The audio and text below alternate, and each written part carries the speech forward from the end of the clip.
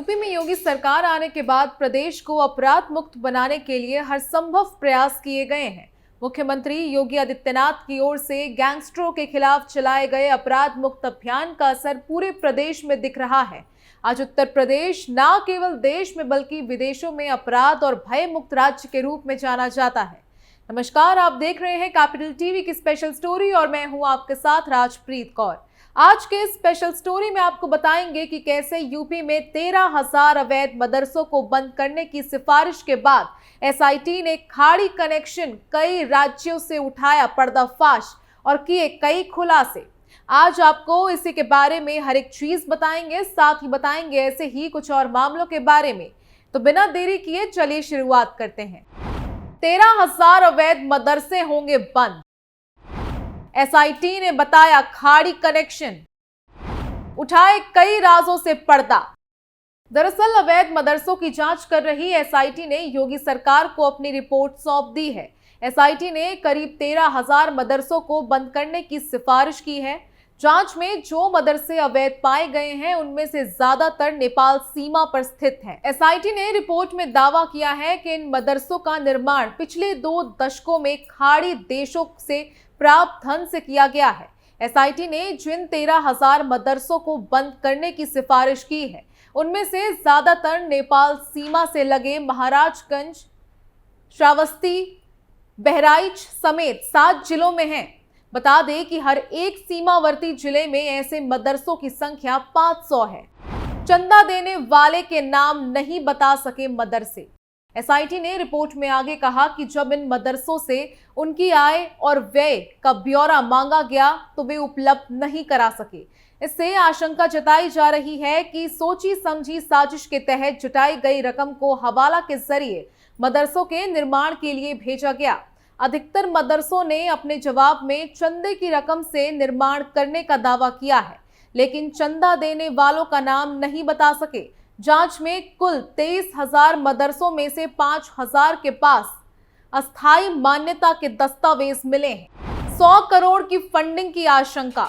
बताते चले कि शुरुआती जांच के बाद एसआईटी ने सीमावर्ती इलाकों में स्थित मदरसों में करीब 100 करोड़ की फंडिंग की आशंका जताई थी, जिसके चलते यूपी सरकार ने सभी मदरसों की जांच करने के निर्देश दिए थे। विदेशी फंडिंग की मिल रही थी शिकायतें।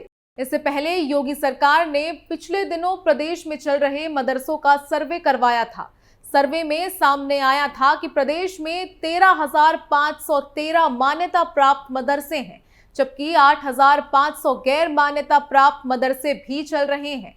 उसके बाद आरोप लगाए गए थे कि इन मदरसों को विदेशी फंडिंग मिल रही है, जिसका ये गलत इस्तेमाल कर रहे हैं। इस मामले की जांच के लिए एसआईटी टीम का गठन किया गया था। नेपाल सीमा से सटे मदरसों पर खास नजर। वहीं नेपाल सीमा से सटे क्षेत्र में भी बड़ी संख्या में बिना मान्यता प्राप्त मदरसे पाए गए हैं। ये इलाका संवेदनशील है, ऐसे में इस क्षेत्र में चल रहे मदरसों पर एसआईटी टीम की खास नजर थी। एसआईटी की टीम इन मदरसों की खास तौर पर जांच करने पहुंची। दरअसल जब मदरसों का सर्वे करवाया जा रहा था तो नेपाल सीमा से सटे इलाकों में चल रहे मदरसों के खिलाफ बड़े पैमाने पर शिकायतें मिली थी। आरोप था कि ये मदरसे विदेशी फंडिंग का गलत इस्तेमाल कर रहे हैं, तभी से इन मदरसों पर सरकार की नजर थी। वहीं अब राज्य सरकार ने इसे गंभीरता से लेते हुए सारे मदरसों की गहनता से जांच करने का एसआईटी को आदेश दिया था। बता दें कि ये ऐसा कोई पहला मामला नहीं है, बल्कि ऐसे मामले पहले भी सामने आ चुके हैं। चलिए इसके बारे में भी आपको हमारी स्पेशल स्टोरी में विस्तार से बताते हैं। दरअसल अमेरिका में आतंकी गतिविधियों के चलते प्रतिबंधित एनजीओ से फंडिंग लेने वाले सिंडिकेट का यूपी एटीएस ने खुलासा कर मास्टरमाइंड को गिरफ्तार किया है।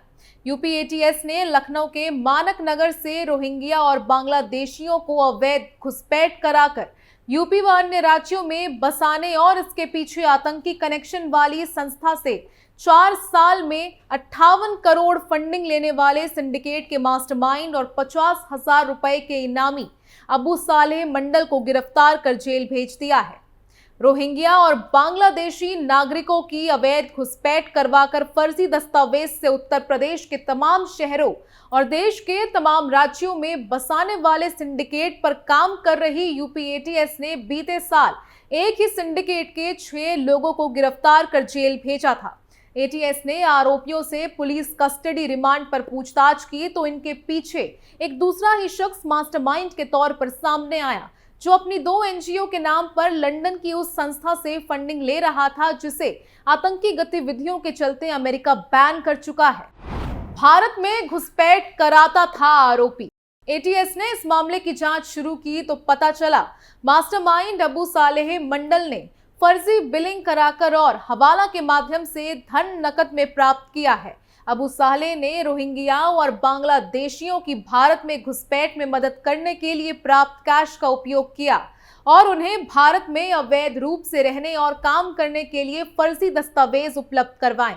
एटीएस को जानकारी मिली कि विदेशी फंडिंग का ये पैसा भारत के विभिन्न राज्यों में राष्ट्र विरोधी गतिविधियों में उपयोग किया जा रहा है। वहीं पुख्ता सबूत जुटाने के बाद यूपी एटीएस ने सोमवार को लखनऊ के मानक नगर से अबू सालेह मंडल को गिरफ्तार किया है।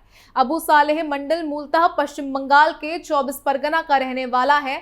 उसने देवबंद के दारुल उलूम मदरसा से पढ़ाई की है। अबू सालेह मंडल 2 एनजीओ हरोआ अल जामियातुल इस्लामिया दारुल उलूम मदरसा और कबीर बाग मिल्लत अकेडमी चलाता है।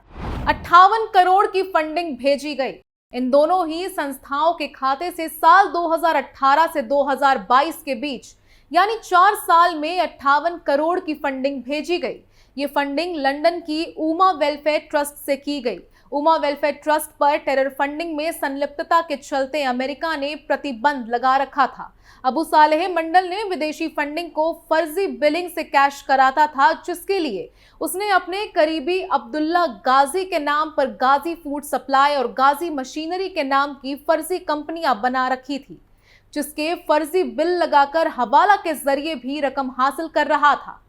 बताया जा रहा है कि अमेरिका में प्रतिबंधित एनजीओ से फंड हासिल कर भारत में अवैध रूप से रह रहे अवैध बांग्लादेशियों और रोहिंग्याओं की आर्थिक सहायता करने और फर्जी भारतीय दस्तावेज बनवाने और हवाला के माध्यम से उस पैसे को राष्ट्र विरोधी गतिविधियों में प्रयोग किया जा रहा था।